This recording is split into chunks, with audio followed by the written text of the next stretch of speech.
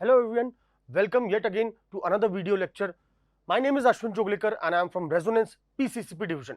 Today we are going to do the chapter that is consumer rights, that is part of your economics portion of class 10th. Okay, so let us quickly begin with the chapter. Now, as you know, consumer rights. Now, first of all, who is a consumer? Consumer is the person who receives or buys a particular good or commodity or any service. That is, and what are his or her rights. So, we will be looking at in this chapter about all those things. So, introduction, that is the end user of a good or service is called a consumer. A consumer is said to be the king in the market or in an economy, and no company can exist without a consumer. So, no company can survive actually without a consumer. People participate in the market both as producers as well as consumers. Producers of goods and services could be from any of the sectors such as agriculture, industry or service sectors. Consumers participate in the market place by purchasing those particular goods or commodities and services that they need. However, consumers are exploited in the marketplace because they do not insist on their rights. If any consumer gets poor quality service or goods, they can mostly approach the respective courts or probably, but they do not do that. That is, they are afraid to complain about it. In this chapter, we shall read and discuss about how consumers are exploited and what steps probably can the government take to ensure the consumer rights. So, this brings us to the first topic, that is the consumer in the marketplace. Now, consumer's consciousness towards his right and the social and legal obligation of the business community and the government towards consumer is known as consumer awareness.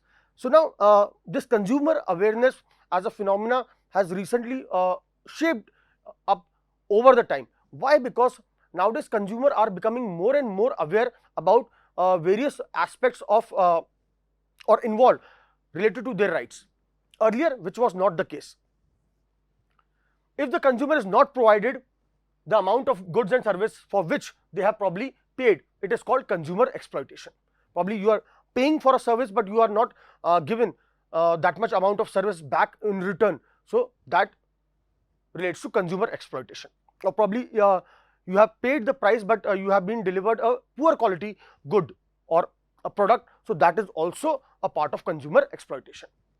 Now, forms of consumer exploitation, that is under measurement. Sellers generally provide under measured goods and charge for the actual quantity. So, just for an example, they are selling you 1 kg of a particular commodity or good, but in reality that only weighs probably 750 grams. Substandard goods, the quality of the goods is not good. Sell inferior quality goods in order to make more profits. Charge high prices. Sellers dealing in basic necessities generally charge high prices depending upon the demand and supply. Adulteration and again impurity means mixing or substituting undesirable materials in the food materials that may cause heavy losses to the consumers, both monetary as well as in terms of their health. False claims. Sellers claim that their product can do a lot of things.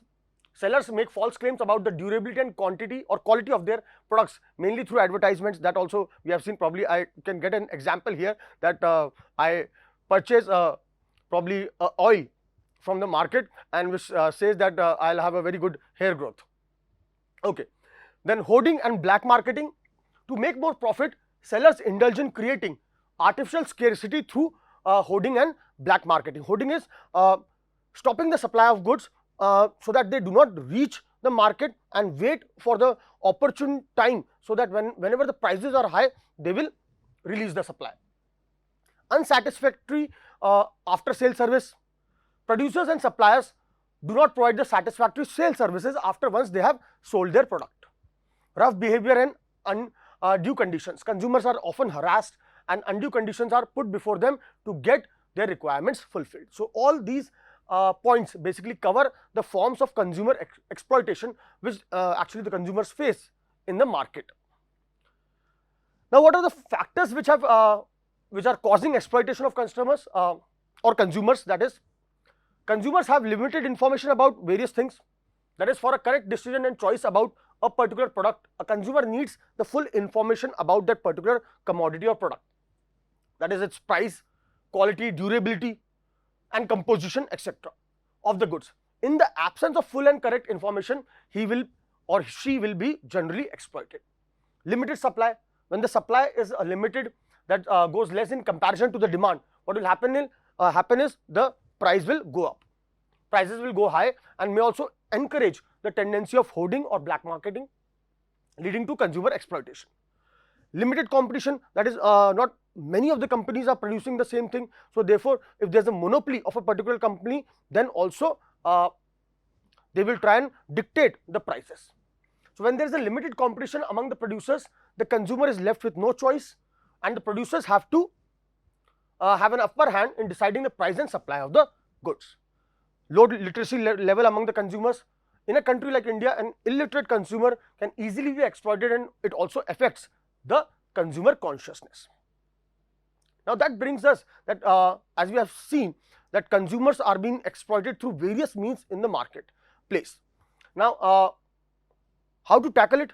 There were consumer movements which started and which aimed at creating an awareness among the consumers so that they are more aware about certain rights. So consumer movements in India, the consumer movement as a social force originated with the necessity of protecting and promoting the interests of consumers against the unethical and unfair trade practices. Rampant food shortages, hoarding, black marketing, adulteration of food and edible oil gave birth to the consumer movement in an organized manner from 1960s. Till the 1970s, consumer organizations were largely engaged in writing articles, petitions and other things and holding exhibitions about how consumers should be more aware about things. They formed consumer groups to look into malpractices, that is in ration shops, the fair price shops and overcrowding in the road passenger transports.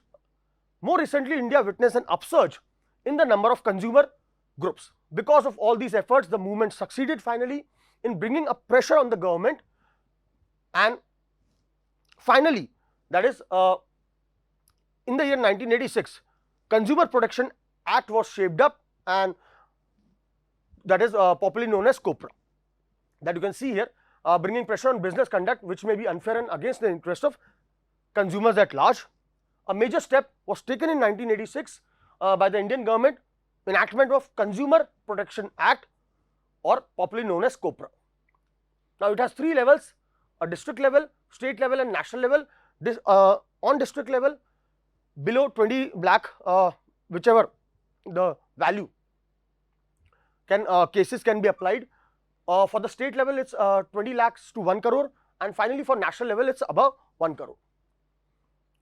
That is the three-tier quasi-judicial system. That is not, it is not completely judicial system, it's a kind of semi-judicial system which they have designed so that because as we know the courts or the judicial system in India is already overburdened. Now probably they might still be more overburdened with these cases. So therefore this mechanism was set up as a three-tier system.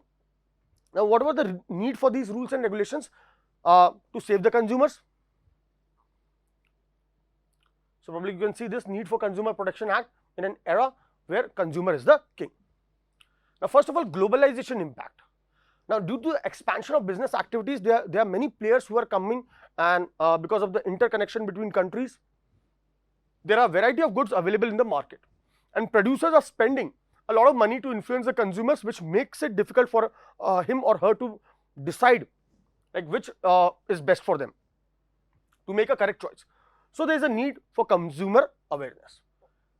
Insufficient information actually, that is producers do not provide sufficient information to the consumers and sometimes even harass them.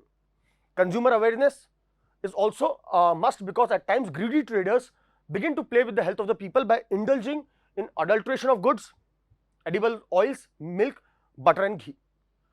Then finally health and security aspect, that is after 1991 the government of India has withdrawn itself from most of the productivity and allowed the private sector to come forward. That is again introduction of the liberalization. So it was felt that there is a greater need to enforce discipline and regulations in the market, a strict check, and to make consumers aware not only of the commercial aspects of sale and production or purchase of goods, but also the health and security aspects. Finally, rules and regulations. So there was a need felt for rules and regulations because most of goods and services are being produced by private sector with profit as a main motive. That is, private sectors are working for profit as their main or ultimate goal. So there is a need for the government to keep a check on what is being produced, how it is being produced, and all those things. Okay, so today we'll be doing the chapter till here, and in the next lecture we'll continue further. Thank you.